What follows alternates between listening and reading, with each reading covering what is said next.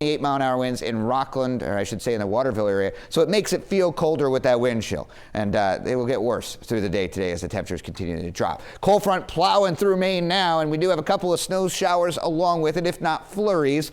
I saw some earlier today, but we're looking up western Maine, just coming out of Berlin, New Hampshire, headed toward Rumford and Mexico. You got some snow showers out toward Union and Hope on the mid-coast. All right, temperatures and wind chill.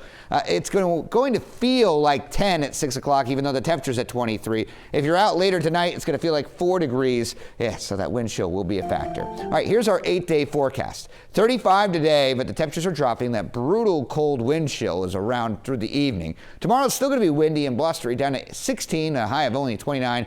Cold on Saturday morning, but Saturday looks okay with clouds late and a chance for snow on Sunday. Tonight is a cold night, down to 16 in Portland, 8 in Freiburg, 12 in Lewiston. It'll feel colder with that wind chill.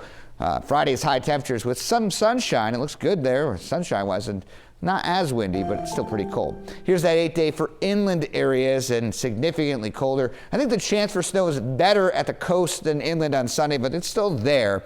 You can see there's a chance for a snow shower on Monday. Those are kind of the winds coming off the mountains with the snow. But the coast, we are keeping an eye on a system that is kind of hugging the coast here. And if there's any wobble in that track, we could see a little bit more snow on Sunday. But for right now, we'll just say a chance for snow and then more cold. Can you believe it, Megan? Next week.